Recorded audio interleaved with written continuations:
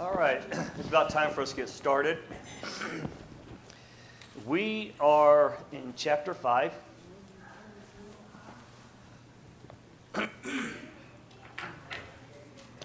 And if I can get the microphone, I will have someone do some reading. We closed out chapter 4, verse 27 and 30 last week.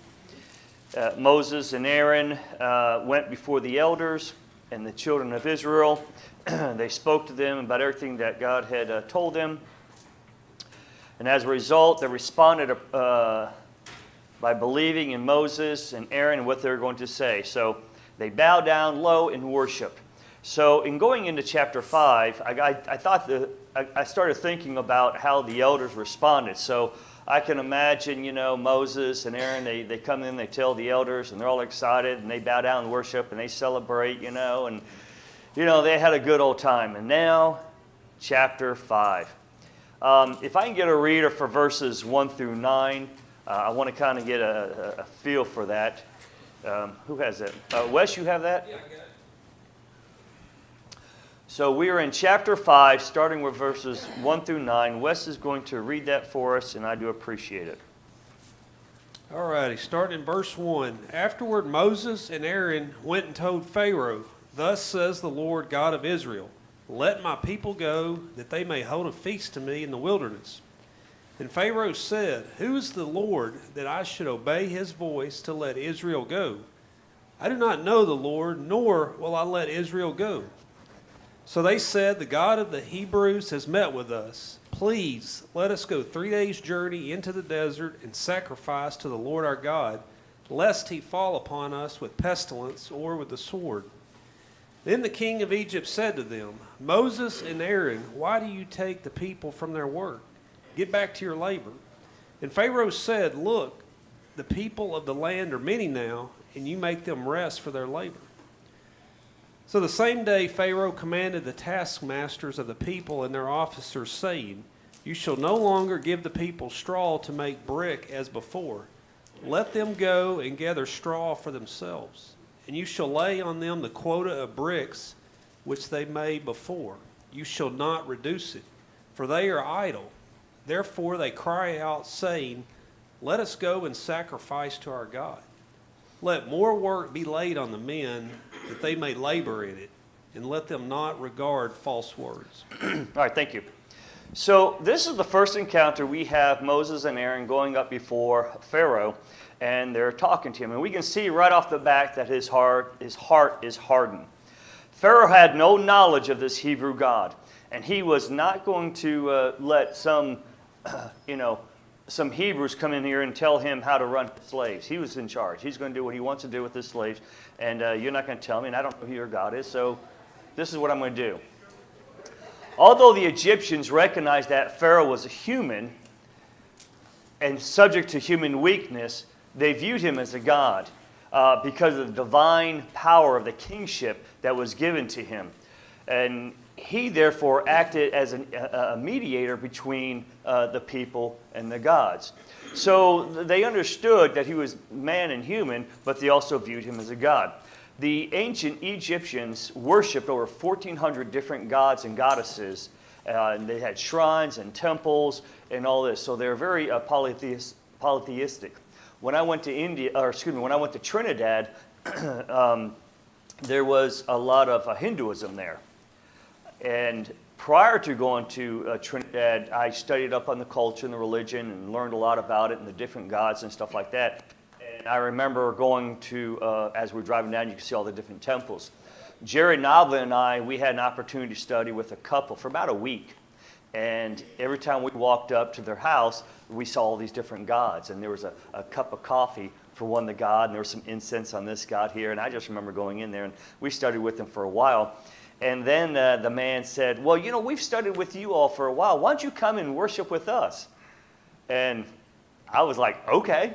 I said, "But our worship time starts at this time. What time is yours?" And so we went with them. They started earlier, and we were able to make it for our worship service. And so Jerry and I go to this temple, and I went straight to the front. I sat there, man, I was excited. I'm looking around. I said, "Jerry, you think they'd mind if I took pictures?" I mean, I was Jacques Cousteau. That's who I was. And big old statue. I think it was Vishnu with all the arms. Is that Vishnu? Had Vishnu and his little elephant head and all that. And they had all these different pictures of all these different gods and goddesses on their walls. And they had a little message. They had this a leaf. And I can't remember the plant, but they gave you this leaf, and they put some water in this leaf, and there was a ceremony where you touch the water and you touch different parts of your body for purification. And I thought that was really interesting. And there were several things in in their services that I thought was very interesting. Well, Jerry and I, we left when we made it to worship. Very fascinating. And so even today we have this polytheistic mentality where all these different gods. So these deities, this went on for thousands of years here in Egypt. Now Pharaoh then lets Moses and Aaron know that who is boss of Egypt, okay? You know, and if you look at the text, he says, I don't know who this God is, but I'm going to tell you what I'm going to do. I'm going to double the labor, and I'm going to make it harder for these Israelites to do their work. Verses 6 through 8. So the same day, so after Moses and Aaron left, the same day, Pharaoh came and he commanded the taskmasters of the people and their officers, saying, you shall no longer give the people straw to make bricks as before. Let them go and gather for themselves. Now, it's interesting because we're going to look at this a little bit later on, but Pharaoh almost takes a hands-on approach to this project that is being built. We don't know what the project is, but he's taking a hands-on approach. Now, it's interesting that Moses and Aaron was able to get counsel with him. I mean, after all, he is Pharaoh. And so he gets this counsel, they have this counsel, and Pharaoh goes to the taskmaster and he tells them that this is what you're going to do. Don't gather any more straw for them. They have to gather it themselves. Did anybody ever make mud bricks? Did you ever make any mud bricks? You're shaking your heads. You made mud bricks? Let's get the mic down here. How'd you make these mud bricks? Can we get the mic down here? Is that a scout?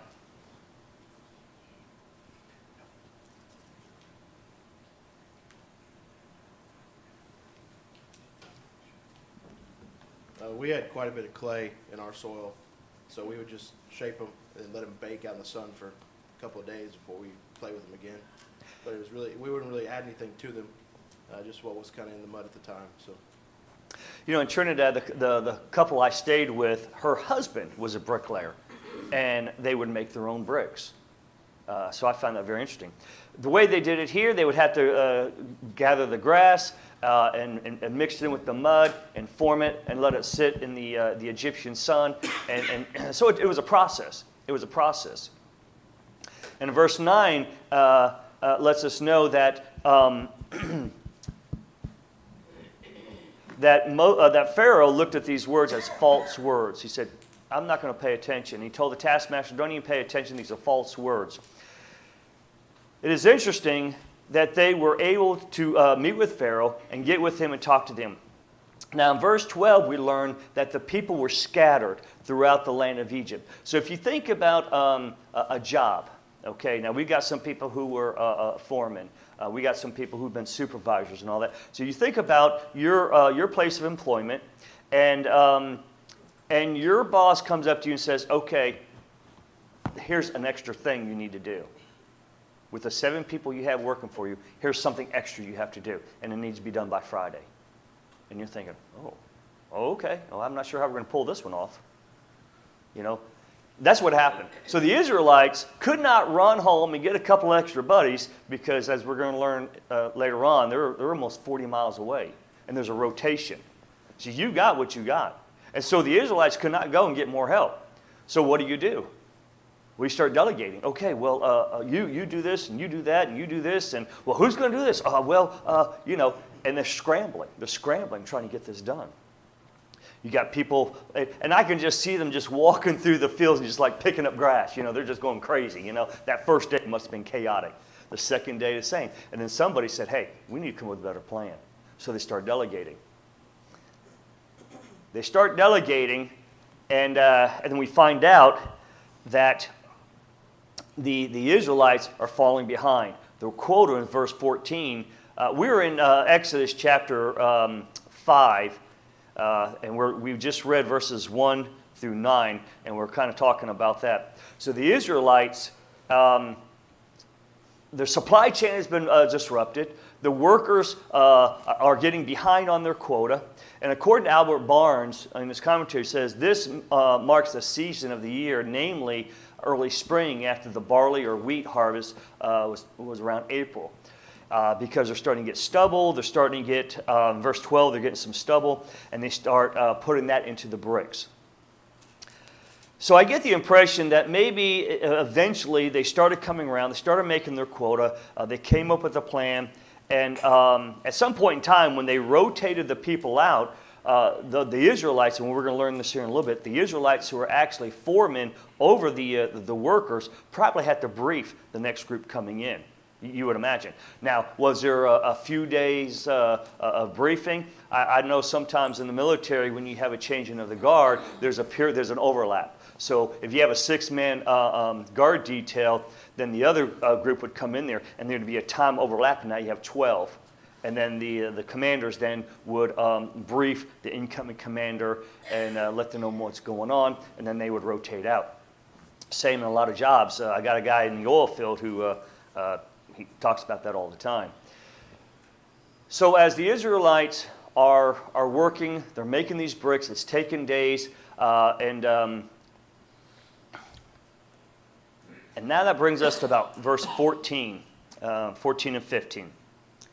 Then the officers of the children of Israel came and cried out to Pharaoh, saying, "Why are you dealing thus with your servants?" So right there in verse 15, it lets us know that you had the Israelites, officers who were over the Israelites, who were also Israelites themselves, and then the Hebrew or the Egyptian taskmasters. And then in verse 16, there is no straw given to your servants, and they say to us, "Make bricks." And indeed, your servants are beaten, but the fault is in your own people.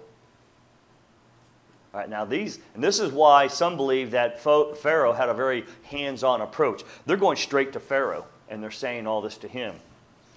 Pharaoh responds in verse 17, "You are idle.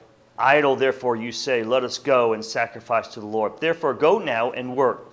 For no straw shall be given to you, yet you shall deliver the quota of bricks."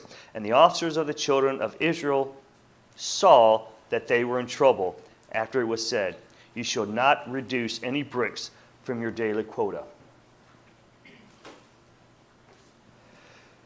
It is interesting that the children of Israel, they had this access, and as they're approaching and they come to Pharaoh thinking that their line of reasoning is sound and logical, and they present it to him, and Pharaoh comes back and says, "You're idle, you want to go worship your God, I am not going to give you this 14-day vacation that you're asking for," because it took almost a week to get out to the mountain and then back. And then he responds with, "You're idle," and go back, and the Israelites realize that they're in trouble. They are in trouble. Here is a man that if he wants to, he will just have you killed. And the tone, I don't know if we can really get the tone of what's being said here.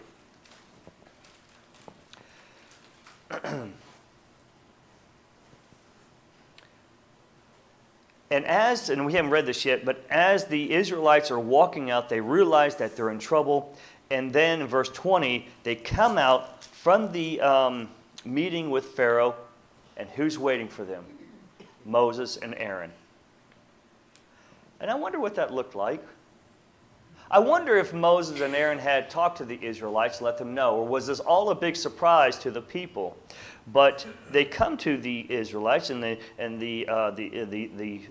foremen of the Israelites speak to Moses and Aaron, and they said to them in verse 21, "Let the Lord look on you and judge, because you have made us abhorrent in the sight of Pharaoh and the sight of his servants, to put a sword in their hands to kill us."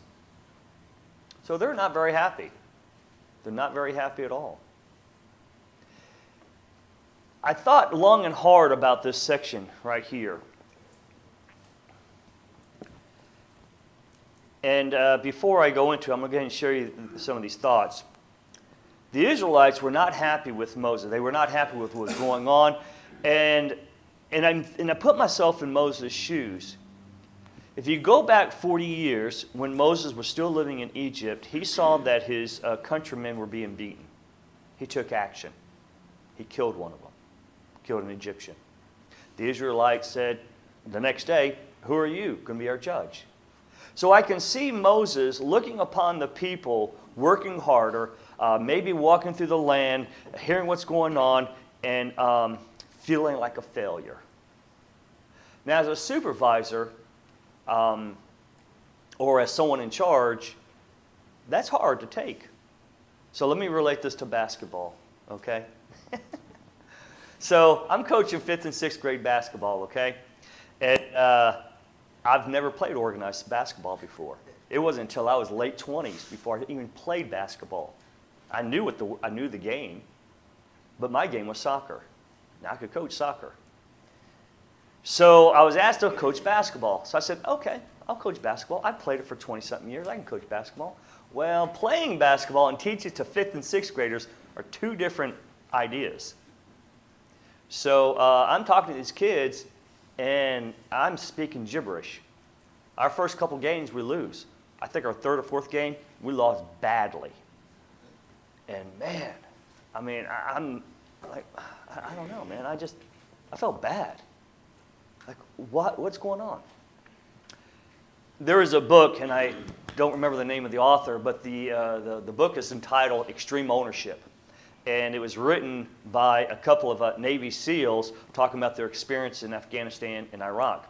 And one thing that he explains, that they would do their after-action review, and they would talk to the commanders and all that, and they'd find out what's going on. Now, these are special forces. These are Navy SEALs. These are elite people.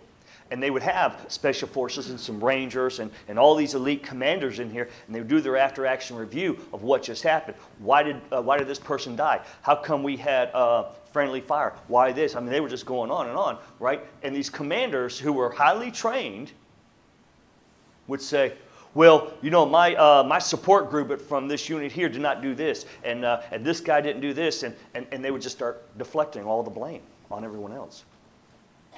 And the commander, the guy who's actually writing the book, he was overseeing the meeting. He said, did you explain the commander's intent?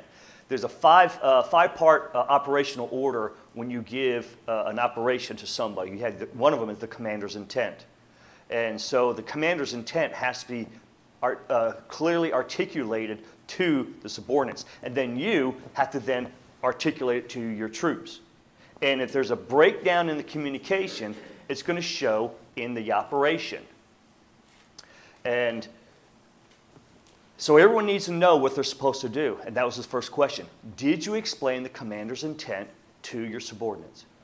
Well, you know, I really didn't have the time. I had to get. Well, the problem is right there, you.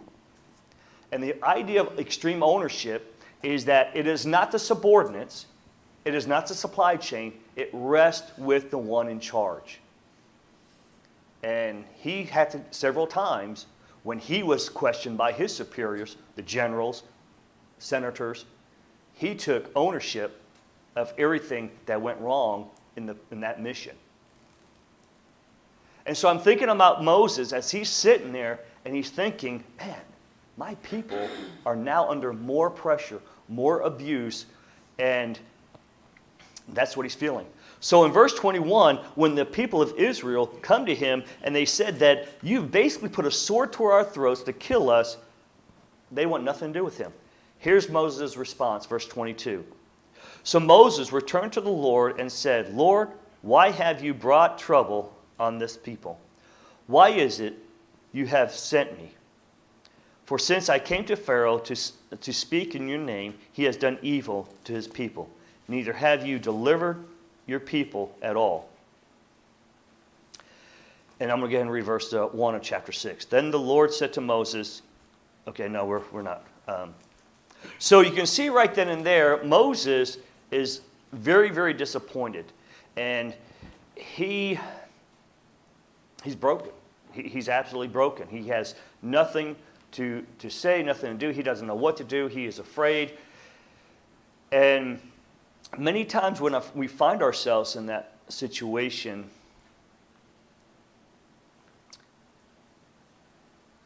what do we say?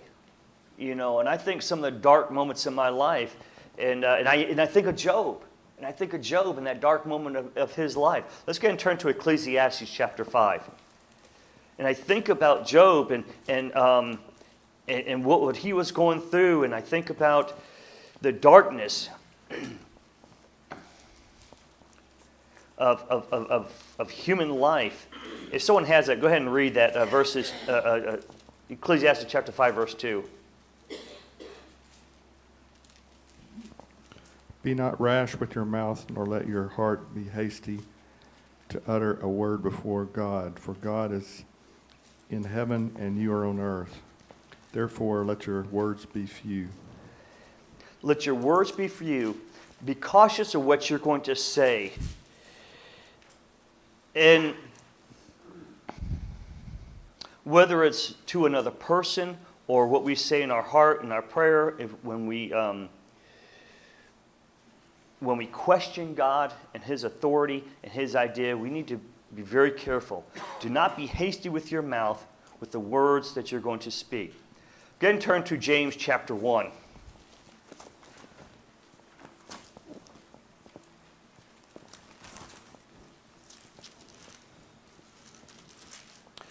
In James chapter 1, verse 19, it tells us, "So then, my beloved brethren, let every man be swift to hear, slow to speak, and slow to wrath." These are such powerful words. And it's easier to quote them than it is to practice them. At least it was with me. Sometimes I could really identify Peter because my mouth would run in front of my brain and I would say something stupid. One of my favorite quotes is, it's a prayer. "Lord, may the words that I speak today be as sweet as honey, for tomorrow I may be eating them." And I've eaten a lot of sour humber pie, I tell you. All right. So when we approach the throne of God, we should do so with submissiveness. And it's very important that whatever situation we find ourselves, that's how we should do it. And I think about Jesus as He says, "Not my will, but yours, Father." He understood the grand picture, but not my will, but yours. And he did that. All right, what are your comments before we get into chapter 6?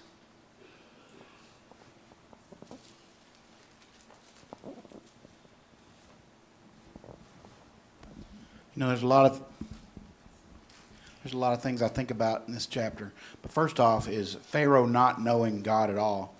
In history of a nation, we know 400 years ago they were saved by this Hebrew God, and yet it's all forgotten and not in his history or not anything. It doesn't appear that he knows God. That's one of the first things. But the other thing is we see God coming with him at this point, and he's telling Pharaoh, "Let my people go for 3 days into the wilderness," and so forth. He's not asking. So it makes me think of, I've been involved in a lot of labor negotiations and stuff like that.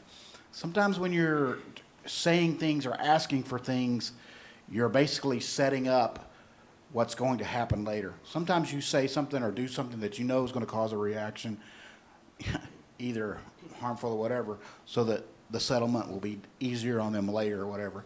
And I think God is in the same way. He's putting this before Pharaoh. This is just let him go for 3 days. But the whole plan and the whole time, he knows he wants his people out of Egypt and so forth.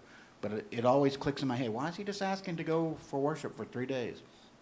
I think back to Israel and his funeral when they left with Joseph to go and bury.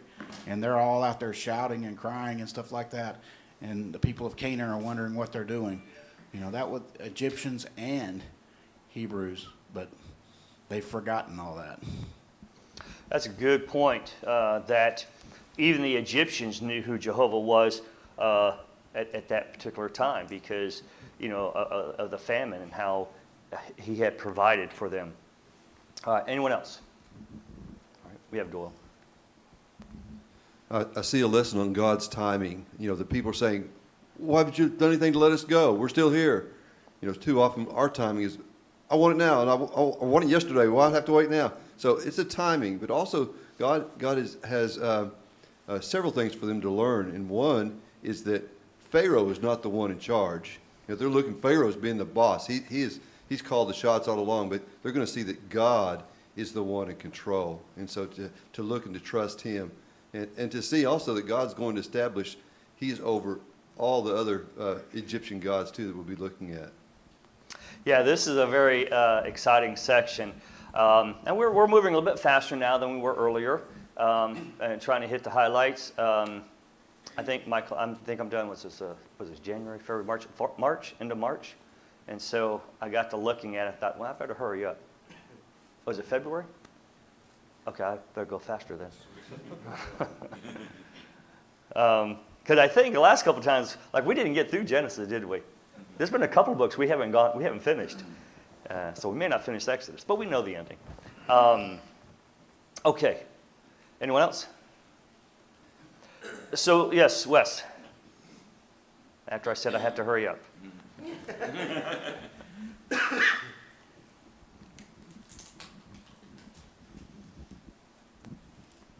have a little different take on it. Maybe just a small lesson I gleaned from this is can't help but appreciate what Moses and Aaron must have felt like.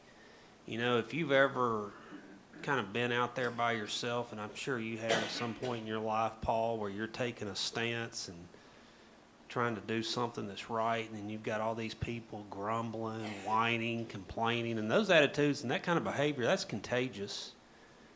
And I sit there and just try to imagine what Moses and Aaron must have felt like when all those people came out and they were whining, grumbling, complaining. That's got to be lonely for leaders. Yeah, we're going to talk a little bit more about that. We're going to get into the psychology of some of that. So some think that there's a span of time between verses 23 and chapter 6. A lot of scholars think that the whole event that we're going to be looking at was over a period of almost a year or so. So it wasn't like, on Monday he went over there and talked to the people, then on Tuesday, and then, there was a period of time that went by. So chapter 6 starts off with Jehovah answering Moses' question in verse 23. And the question was, why have you brought me here? Why did you send me? There's more conflict and more troubles going on. So Mark, go ahead and start getting ready to read verses 1 through 9 of chapter 6. So Jehovah is going to answer Moses, and he's going to respond to him, and he's going to answer the question. Mark?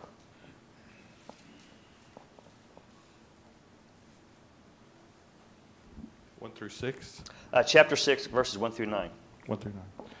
But the Lord said to Moses, now you see what I will do to Pharaoh, for with a strong hand he will send them out, and with a strong hand he will drive them out of his land.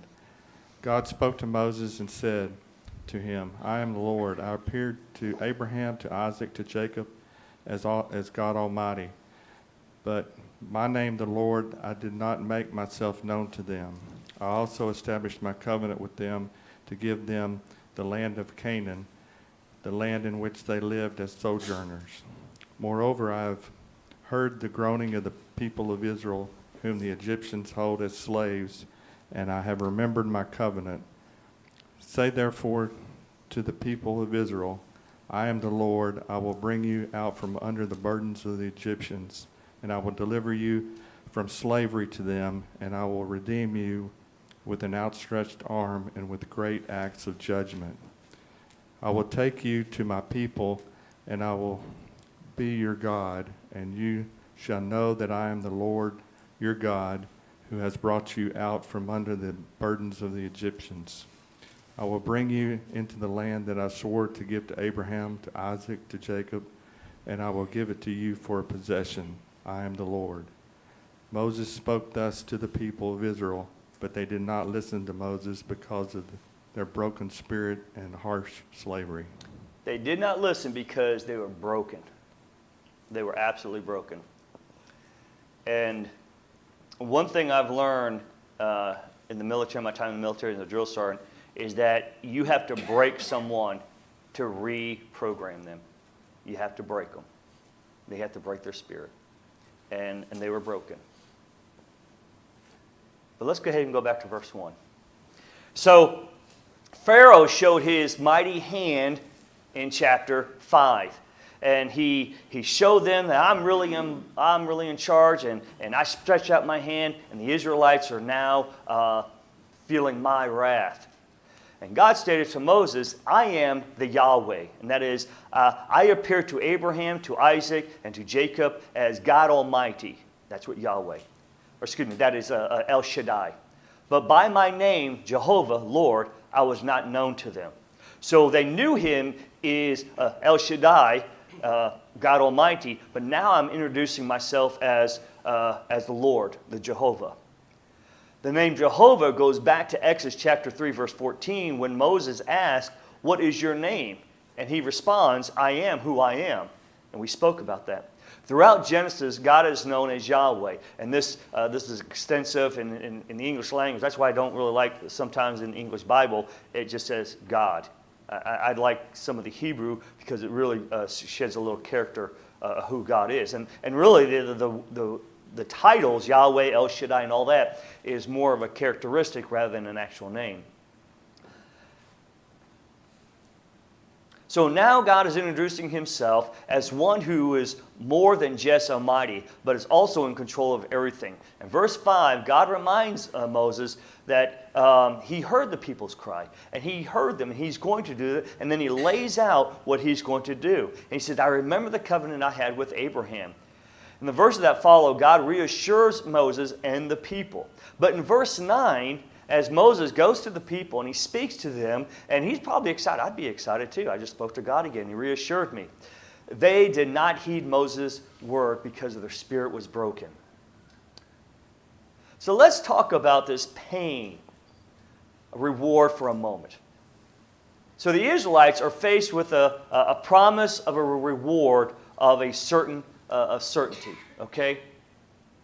I'm going to bring you out, and I'm going to give you this land of milk and honey. Pharaoh is saying, you're going to stay, and if you try to go, I'm going to punish you. So, if you look at the story from a different angle, you can see that the present-day church and Christians are facing the same situation as the children of Israel. If you think about it. We are promised heaven. Has anyone seen it? No.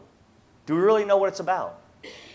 Well, Revelation gives us an idea, kind of obscure. We're not quite sure what it looks like. Streets of gold, creatures with weird bodies. Is that what heaven's going to be like? What do we know about heaven? What do we know about our reward? We know what the earth holds for us. And there's a lot of pleasure, a lot of things. So the church is like the children of Israel right now here in Israel. Pain, regardless of physical or emotional, is a great deterrent for many. A question. When it comes to reward and punishment, which is more effective, the carrot or the stick? So you think about your children. What motivated them the most? If you don't do this, I'm going to spank you. If you do this, you'll get a reward. One study showed that punishment was more effective in getting the test subject to do what researchers wanted them to do. In Taylor Sherratt's article titled, What Motivates Employees More, Rewards or Punishment? She quotes the 18th century polymath. I had to look that word up. It means one who learns much. Did you know that? Right. So this guy is really smart. The 18th century polymath, Jeremy Bentham, wrote, pain and pleasure govern us in all we do, in all we say, and all we think. Tia continues to explain the limbic system is that the part of the brain that involves our behavior and emotional response. It governs our emotions and motivates us. It influences every aspect of our being to the ability to learn to the people we befriend and to the decisions we make. So this is a human response that we are seeing from the people. They are tired of being punished because if we read earlier that these 4 men are getting beaten. And so pain is a great motivator to do what your taskmaster wants you to do. They worked in the military, right, Wes? You know? Private Basham, why is your buttons unbuttoned? Sorry, drill sergeant, down, 1, 2, 3, right? Just as simple as a button, you know? Just little things like that. And I love dropping people for stupid stuff. I really did. And then once they were dropped, I was like, correct your form, straighten your back and all that, because I was all about form. Because when they did their PT test, I wanted to make sure that every push-up counted. Because when you're doing the PT test and you're doing an incorrect push-up, 1, 1, 1, 1, 1, 2, 2, 3, and yeah. So pain is a good motivator. The children of Israel are motivated to stay right where they are for fear of punishment from Pharaoh because they have experienced the pain, it's firsthand, and it's real. What they're being offered by Moses, Aaron, and Jehovah is irrelevant. They don't understand it. And it's interesting with some of the probationers I work with and some of the addicts that I've got a gentleman here who's never used methamphetamine before. His son passed away within 2 years. Him and his wife divorced. And now at age 55, he has a methamphetamine addiction. So he didn't start using meth until his 50s. And now he has an addiction. So he knows what it was like living without the addiction. But now he has all this grief and pain, and he's trying to hide it. And now he's trying to figure out what life is going to be like after the addiction, but with the loss. God tells Moses to go and speak to Pharaoh in verse 10. And he tells him, and I find this interesting because Jehovah didn't really respond to that. He just said, okay, go to Pharaoh. We're going to deal with Pharaoh. Verse 12, Moses, he's feeling defeated. And he says in verse 12, he says, I am of uncircumcised lips. Now, I tried to look this up, but I want to go ahead and straight go to my English scholar over here, Mr. Doyle Bruce. And that's a question, is it not, that he's asking? I am of uncircumcised lips. So can you explain that to me? No. Okay, no, he cannot. Can anyone else? It could be more unskilled. New American Standard translates unskilled lips. So the New American Standard says unskilled lips, but it's still a question. It's like Moses is asking God, am I unskilled in my language? We have someone right here, Mark, that... I was going to give the NIV rendition of that. Okay, the NIV version, I speak with faltering lips. I speak with faltering lips. faltering lips. So is there a question mark after that? Yes. So there's a question mark after that too. So I don't know. No one else? I feel much better now because I was feeling pretty ignorant. So anyhow, so he goes back and he too is defeated, and he gives the same argument that he gave when he was at the burning bush. Now, it implies that Moses is a fear of failure. That's really the bottom line of it. It's a fear of failure. Verse 13, God gives Moses and Aaron the same command that he gave Moses at the burning bush to go and to bring his children out of Egypt. Now, verses 14 through 26 gives a lineager, it talks about the names and the sons of Levi according to their generation. And this is a selective list focusing on the tribe of Levi's family, seeing that they were going to be the priest that was going to govern the nation later on in their history.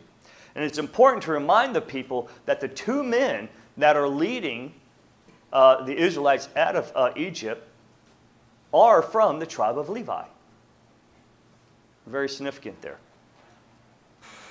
At this time, so if you think about at this time, right now, the lineager is important, and also in the time of Christ, all the way up to the time of Christ, because that's what Matthew did. He gave the lineager of, he went with Mary, didn't he?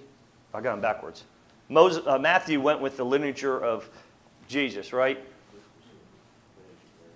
Mary? No, you're right. Jesus. And then who went with the lineager of Mary? Was it Luke? Luke. Okay. So the lineager is very important. And so that's what God is letting them know, that here's the lineager here, and these men are Levites. So in verse 29, Moses once again questions the Lord, and it shows his concern of failure. All right, what are your comments on chapter 6? I know we're going through this. All right, we have a comment right here.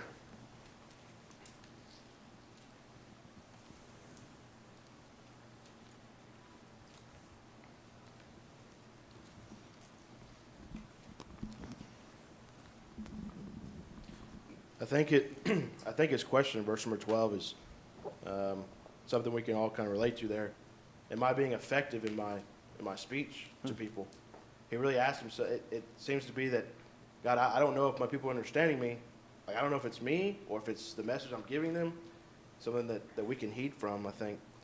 It's very interesting that he's asking that as a question. I'm really ready to pay attention to that. I do really like, though, in verse number 3, when it points back to chapter 3, God introduces himself to his people for the first time in that way.